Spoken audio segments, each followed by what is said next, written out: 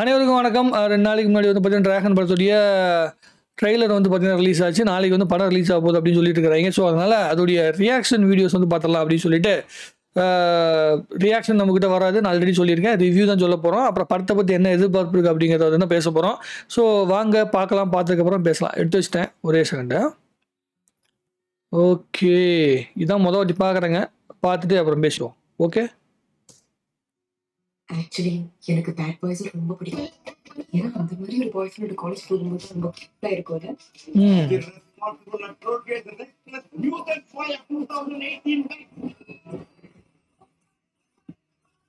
Engineering ஹிஸ்டரியில 48 paper arrear வச்சவங்க எவனுமே இல்ல.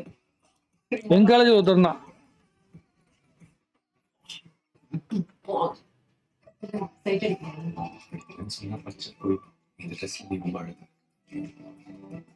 எவ்வளவு லவ் பண்றேன்றது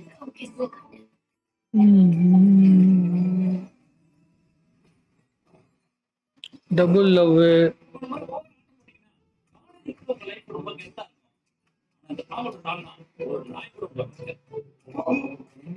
காசு வாங்கி அதை வீட்டுல சம்பளம் கொடுத்துருக்கீங்க. இல்லையா நம்ம கிடைச்சலாம் எப்படியாவது அந்த 10 லட்சத்தை நாம பறிச்சு கொடுக்கணும்.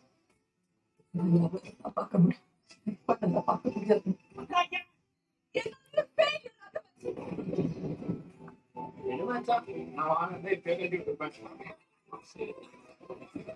இந்த மாதிரி உங்களை நிறைய அழிச்சுக்காம லைஃப்ல சக்சஸ்ஃபுல் ஆகிற வழியை பார்க்கணும்.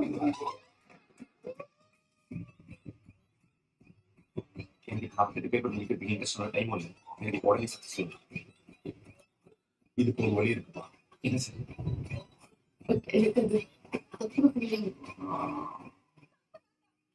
தப்பு பண்றதுனால லைஃப் மாறும். தப்பு பண்றது தப்பே இல்லை.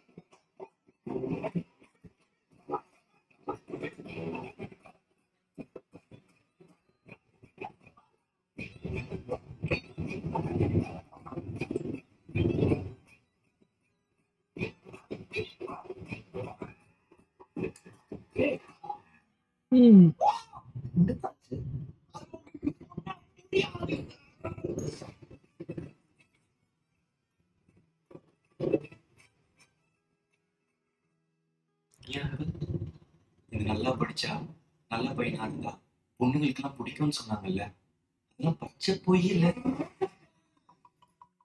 அது வேணா ஒரு விதத்தில் நியாயம்னா, இதை பற்றி டீட்டெயிலாக பேச வேண்டிய அவசியம் இருக்குது. சரி, ரைட்டு. ட்ரெய்லர் எல்லாம் பார்த்துருப்பீங்க. லவ் டுடே படம் பார்த்த மாதிரியும் டான் படம் பார்த்த மாதிரியும் ரெண்டுக்கு இடைப்பட்ட நடுவில் வந்து என்ன ஒரு விஷயம் இருக்குன்னாங்க. டேரக்டர் வந்து பக்கமாக ஒரு இன்டர்வியூ வேறு கொடுத்துருந்தாரு. இது வந்து நீங்கள் படத்தோட ட்ரெய்லர் பார்த்தீங்கன்னா ஒரு முக்கியமான விஷயத்தை வந்து ட்ரெய்லர் நாங்கள் மறைச்சிருக்கோம். அது நீங்கள் படம் பார்த்தீங்கன்னா உங்களுக்கு என்னென்னு தெளிவாக தெரியும். அப்போ நீங்கள் வந்து ஒரு முடிவுக்கு வந்துடலாம் அப்படிங்கிற மாதிரி சொல்லியிருக்கிறாப்புல. ஒரு பர்சனல் விஷயம் சொல்கிறேன், ஒரு பூமர் விஷயம்னு நீங்கள் எடுத்துக்கலாம். சரியா? இது எப்படி ஒரு சூழ்நிலையை வந்து மாற்றும்னா, இந்த படம் வந்து கண்டிப்பாக மிகப்பெரிய அளவுக்கு வந்து பார்த்தீங்கன்னா யூத் மத்தியில் பேசப்படும். ரசிப்பாங்க, பயங்கரமாக ரசிப்பாங்க. நானும் ரசிப்பேன். எவனும் அதெல்லாம் பொய் சொல்ல முடியாது. விசி முருக காலத்துலேருந்தே நம்ம எல்லா படத்தையும் வந்து ரசித்தா இருக்கிறோம். இதில் என்ன மாதிரியான சூழ்நிலைகள் வருதுன்னா, நம்ம படத்துடைய கிளைமேக்ஸில் வந்து ஒரு எமோஷனை வந்து நம்ம கேரி பண்ணுறோம். உதாரணத்துக்கு கோமாளி திரைப்படம் இருக்குது. அந்த கோமாளி திரைப்படம் வந்து படம் ஃபுல்லாக வந்து அந்த இடுப்பை பார்க்குறது அது இதுங்க அந்த விஷயத்தை தான் பயங்கரமாக காமெடி விஷயமாக காட்டிட்டு கடைசியில் வந்து பார்த்தீங்கன்னா ஒரு யூடியூபராக மாறுறாரு அப்படிங்கிற மாதிரி காட்டினாங்க. அதுக்கப்புறமேட்டு இனம் என்ன பிரிந்தது போதும்னு ஒரு பாட்டை போட்டு முடிச்சு விட்டாங்க.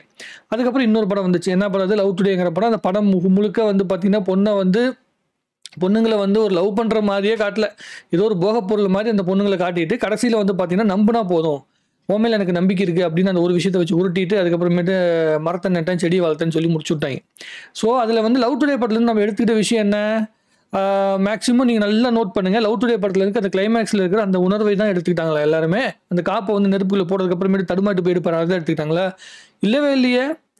என் படுகையில் பாதி இடம் உனக்கு தான், ஏமா உனக்கு தான், புளிமா உனக்கு தான் சொல்லிட்டு வந்து அந்த ரீல்ஸ் வருமே, அதுதான் அதிகமாக மக்கள்னால பேசப்பட்டுச்சு. அதுதானே அதிகமாக பேசப்பட்டுச்சு. அப்புறம் ஓலா பாஸ்கரா இந்த பாஸ்கரான்னு சொல்லி ஒரு காமெடி வருமா, தானே பேசப்பட்டுச்சு. அப்போது இந்த நீங்கள் எவ்வளோ தான் நல்ல கருத்துக்களை சொல்லி நீங்கள் படம் ஃபுல்லாக உருட்டி கடைசியில் ஒரு நல்ல கதையை எடுத்து நல்ல கருத்து எடுத்திங்கன்னா அதை தான் மக்கள் கவனிப்பாங்களான்னு கேட்டிங்கன்னா கிடையாது. இந்த மாதிரி படங்கள் வரும்போது இப்போ 48 அரியர் இந்த படம் எப்படி எடுத்திருப்பாங்க, 48 அரியர் இருக்கும்.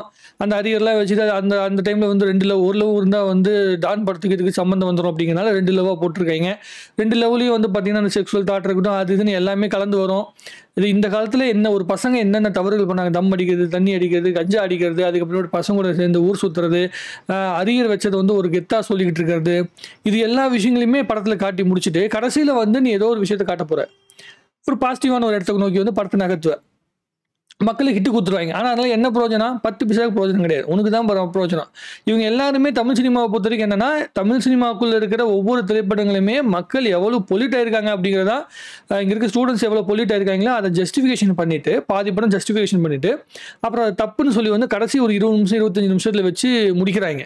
அதனால என்ன ஆயிடுது, படம் முழுக்க வந்து இந்த தப்பான விஷயங்களை மட்டுமே ரசிக்கிற கும்பல் வந்து நம்ம செய்யறது சரிதான் போல, படத்திலே வந்திருக்கு, அப்போ நம்ம சரியாக தான் செய்கிறோம் அப்படிங்கிற மாதிரி வந்து ஸ்டூடெண்ட்ஸே வந்து யோசிக்க ஆரம்பிச்சிடுறாங்க. யூத்து வந்து இதை பற்றி பேசணும்னு வச்சுங்களேன், என்னடா இவன் பூமர் மாதிரி பேசான்னு நம்ம சொல்லுவாங்க. நான் சொல்கிறது ஒரு விஷயம் உங்களுக்கு புரியவே புரியாது, மக்களுக்கு அந்த பசங்களுக்கு புரிய வாய்ப்பே கிடையாது. நீங்கள் ரசிக்கிற எல்லா விஷயங்களும் அழகாக இருக்குங்க, ஆனால் வந்து அது லைஃபுக்கு பயன்படாது. நீ வேலை தேடி போகும்போது உனக்கு என்னென்னு சொல்லி புரிய ஆரம்பிச்சு. இந்த படத்தில் சொல்கிறாங்கல்ல, நீங்கள் இருக்கும்போது ரொம்ப கெத்தாக சுற்றிட்டு இருப்பேன், இந்த மாதிரி ஒரு பயங்கரமான ஸ்டூடெண்ட்ஸாக காட்டிட்டு இருப்பாங்க, ஆனால் வெளியே போனீங்கன்னா உங்களுக்கு என்னென்னு தெரியல. அதே தான் காலேஜ் படிக்கும்போது எல்லாரும் அப்படி தான் இருந்தாங்க. ஆனால் வெளியே போனதுக்கு அப்புறமேட்டு நாயடி பேயடி செருப்படியெல்லாம் வாங்கினதுக்கு அப்புறமேட்டு நிறைய விஷயங்கள் புரிய ஆரம்பிக்கும். ஆனால் நாங்கள் அப்போ வாங்கிக்கிறோம் அப்படின்னு நீ முடிவு பண்ணிட்டீங்கன்னா தாராளமாக காலேஜில் ஜாலியாக. இந்த படத்தோட ட்ரெய்லரை பொறுத்த வரைக்கும் கண்டிப்பாக ரசிக்க முடியாது. அனுபமா பரமேஸ்வரனாக இருக்கட்டும், அதுக்கப்புறம் அந்த ஒரு புதுசாக ஒரு ஹீரோயின் போட்டிருக்காங்க, அந்த பொண்ணு எல்லாருமே ரொம்ப அழகாக இருக்காங்க பார்க்கறதுக்கு. நம்ம கௌதம் வாசுதேவ் மேனன் வந்து யூத்ஃபுல்லாக நடிச்சிருக்காப்புல. நம்மளுடைய மிஷ்கின் அவர்கள் வந்து வணங்கான படத்தில் ஒரு முக்கியமான நல்ல கேரக்டர், ஜட்ஜு கேரக்டர் நடிச்சிருந்தாப்புல. அதுக்கப்புறம் இந்த படம் நடிக்கிறாப்புல. அவருக்கு ஒரு நல்ல அழுத்தமான பெர்ஃபார்மன்ஸ் பண்ணியிருப்பார் அப்படின்னு நம்பலாம். ஸோ நம்மளுடைய அந்த கைதி இது ஜான்மணி இருக்கல, அவர் வந்து நடிச்சிருக்காப்புல. ஸோ இப்போ எல்லாருமே ஸ்னேகா வந்து ஒரு கெஸ்ட் அப்பியரன்ஸு, இப்படி நிறைய பேர் வந்திருக்காங்க. அப்படிங்கும்போது கண்டிப்பாக படம் வந்து கலர்ஃபுல்லாக இருக்கும் அப்படின்னு நம்ம நம்பலாம். என்ன இந்த பிரதீப் ரங்கநாதன் வந்து எப்படி பார்த்தாலுமே வந்து தனுஷோட அந்த ஆக்டிங் தான் அவர் வந்து அப்படியே பண்ணுறாப்புல. இது வந்து 2-3 படங்களுக்கு அவருக்கு பயன்படும். அடுத்த படம் விக்னேஷ் சிவன் படத்தில் அது வரைக்கும் பயன்படும். அதுக்கப்புறமேட்டு அவர் ஒரிஜினலாக ஏதாவது ஆக்டிங் பண்ணால் தான் பயன்படும். அதுக்குள்ளே ஒரு டைரக்ஷன் ஓடிடுவார் அப்படின்னு நான் நம்புகிறேன், தப்பிச்சிடுவார் அப்படின்னு நம்புகிறேன். ஸோ இந்த இடத்துல இது ஒரு 2-3-4-5 வருஷம் நான் இருந்தேன் ஃபீல்டுக்குள்ளே. அந்த இடத்துல ஒரு 3 படம் பிளாக் பஸ்டர் கொடுத்தேன். ஸோ அதுக்கப்புறம் நான் டேரக்டராக மாறினேன் அப்படிங்கிற பேர் வந்து அவருக்கு கண்டிப்பாக லைஃப்பில் ஒரு பெரிய இடத்துக்கு ஒன்று சேர்த்தும். அதில் ஒன்றும் மாற்றுக்கட்டு கிடையாது. பார்ப்போம்.